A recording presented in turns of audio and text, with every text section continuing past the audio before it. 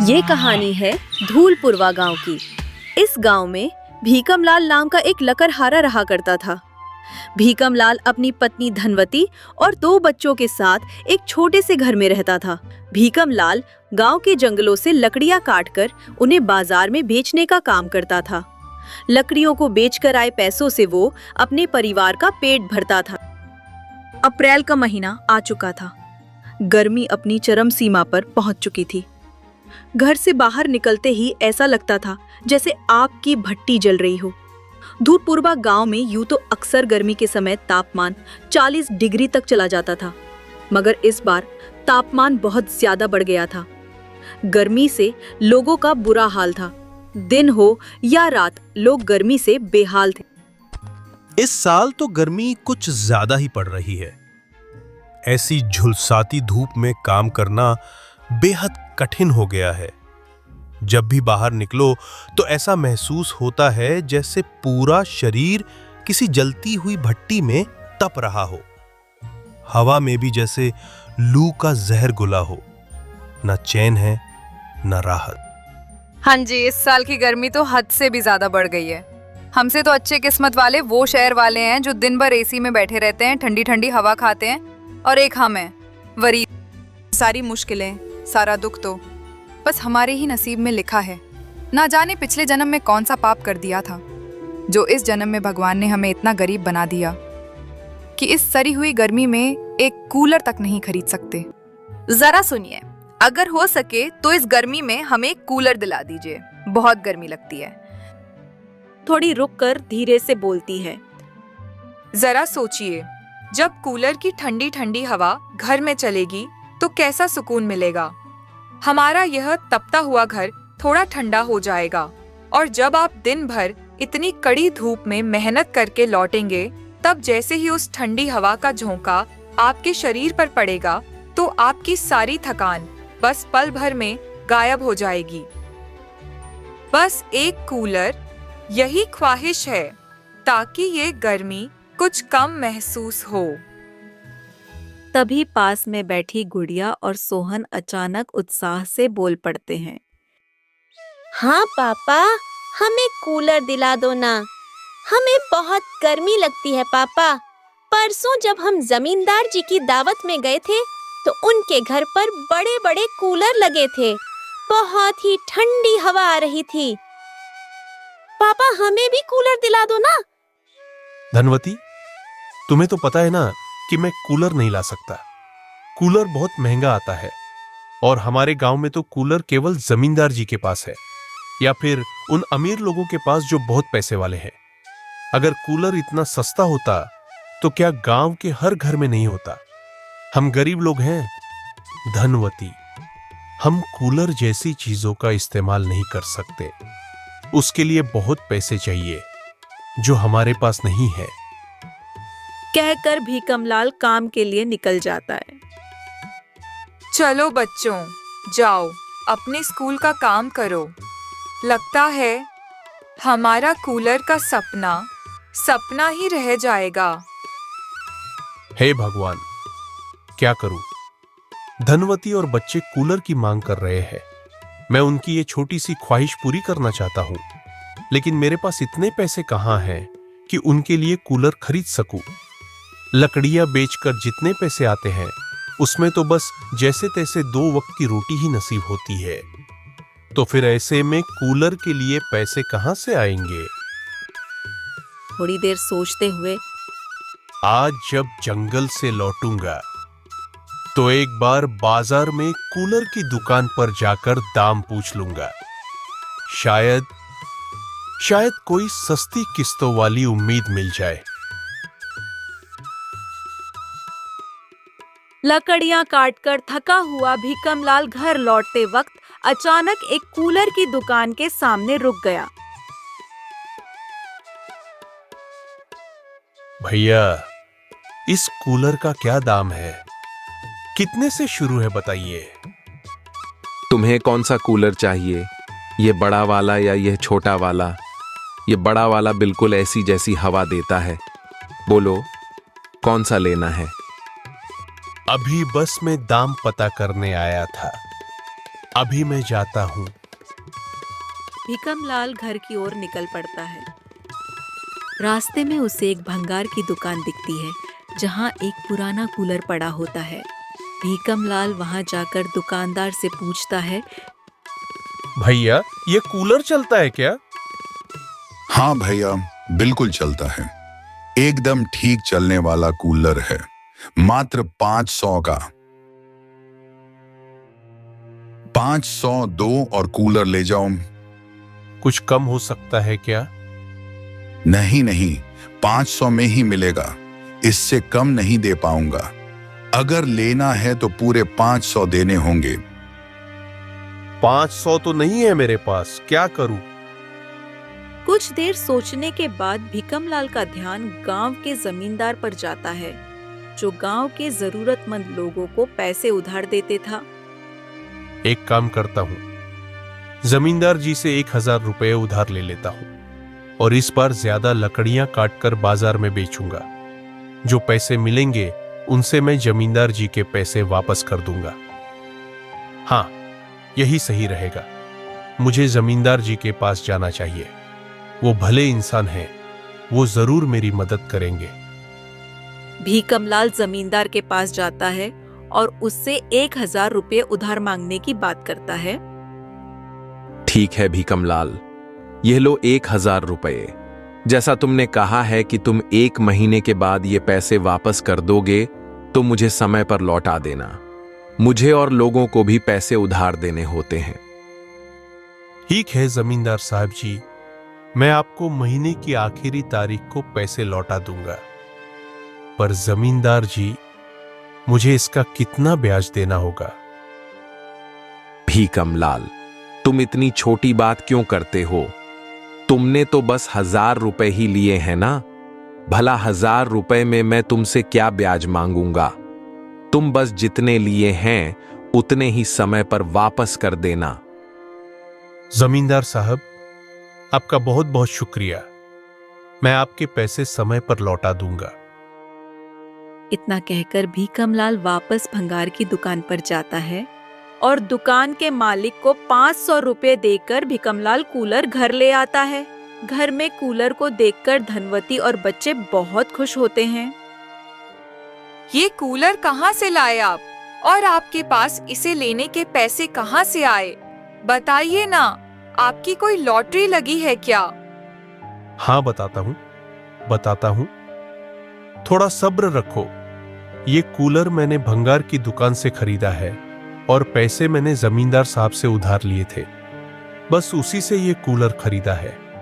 तुम्हें और बच्चों को कूलर चाहिए था ना, तो बस मैं ले आया कूलर। चलो इसको चालू करके देखते हैं, आखिर ये कैसी हवा देता है। जैसे ही भीकमलाल कूलर चलाता है, पूरे घर में कूलर में से ठंडी ठंडी हवा बाहर आने लगती है। धनवती और बच्चे भी कूलर की ठंडी ठंडी हवा का मजा लेते हैं। पापा, ये कूलर तो बहुत ही ठंडी ठंडी हवा दे रहा है। देखिए, इस कूलर में से निकलने वाली हवा ने पूरे कमरे को कैसे इतना ठंडा कर दिया है। अब तो यह सड़ी गर्मी भी हंसते हंसते कट जाएगी। इस तरह खुशी खुशी कुछ दिन बीत जाते हैं। गांव में धीरे धीरे यह बात फैलने लगी कि भीकमलाल के घर पर कूलर लगा है। यह बात सुनकर गांव के लोग हैरानी और उत्सुकता से भर गए थे, क्योंकि गांव में बहुत कम लोगों के पास ही कूलर था। जो लोग कूलर रखते थे वे या तो जमींदार थे या गांव के कुछ अमीर लोग। आम लोगों के लिए तो यह एक सपना जैसा था। तुमने सुना क्या? भीकमलाल के घर अब कूलर है। क्या सच में? वो भीकमलाल जो लकड़ियां काटकर मुश्किल से अपना गुजारा करता है, वो कूलर कैसे ला पाया? मुझे भी यकीन नहीं होता, पर कल मैंने उसे जमींदार के घर जाते देखा था। शायद उसने जमींदार से उधार लिया होगा। हाँ, वही तो। जमींदार लोग अमीर हैं, पैसे उधार देने में उन्हें कोई दिक्कत नहीं होती। लेकिन फिर भी ऐसा कैसे हो सकता है कि भीकमलाल इतने पैसे उधार लेकर कूलर ले आया?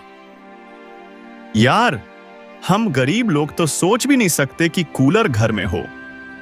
मेरी पत्नी तो कुछ दिन पहले ही जोर देकर कह रही थी कि कूलर खरीद लो, बहुत गर्मी लगती है। पर हमारे पास पैसे कहां से आएंगे? सच में ये बात सोचने वाली है। मैं भी सोच रहा हूं कि क्यों ना हम भीखमलाल से सीधे पूछें कि उसने ये कूलर कैसे लिया और जो पैसे लिए हैं उन्हें वह कैसे वापस करेगा। शायद उसने कोई तरीका निकाला हो सकता है उसने ज्यादा मेहनत की हो या जमींदार से मदद ली हो। पर मुझे सच बताओ तो मैं उस पर थोड़ा शक भी करता हूं। हाँ, ये तो सही है, लेकिन यह भी सच है कि भीखमलाल ने अपने परिवार के लिए कुछ अच्छा किया है। हमें उसकी तारीफ भी करनी चाहिए। लेकिन सच कहूं तो मुझे जलन भी हो रही है।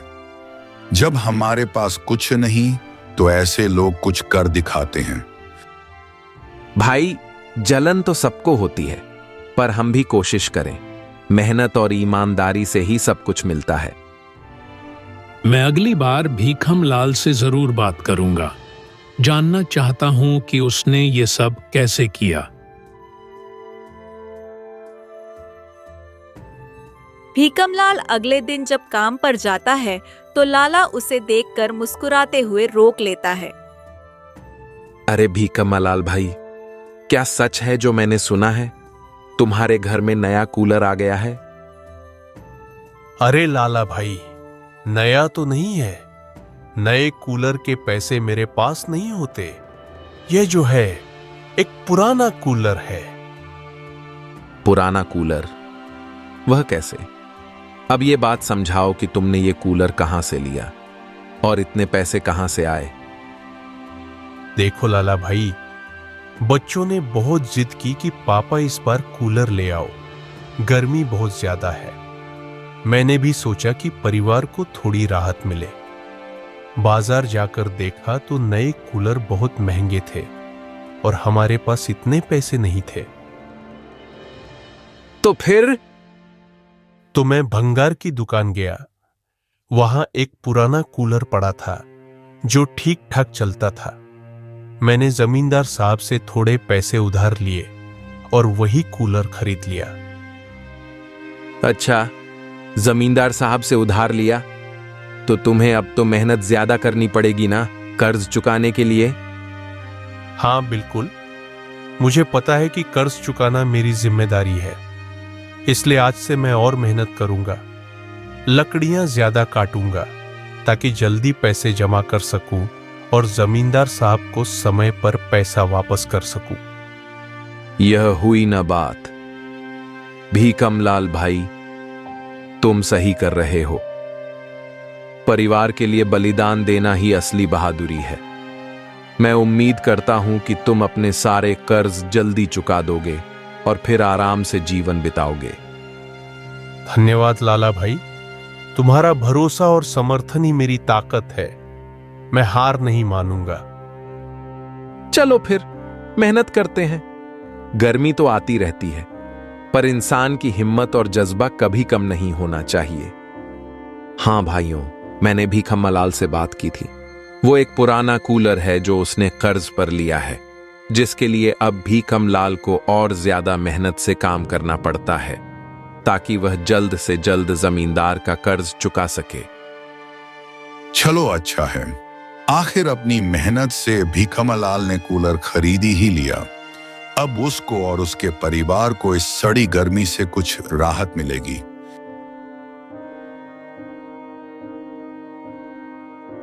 अजी, सुनते हो, सारे मेहमान घर पर आ चुके हैं और आपको पता है ना बाहर कितनी गर्मी है। इतने सारे लोगों की वजह से घर में गर्मी और भी बढ़ गई है। जाइए, कहीं ना कहीं से एक कूलर का जुगाड़ कर दीजिए।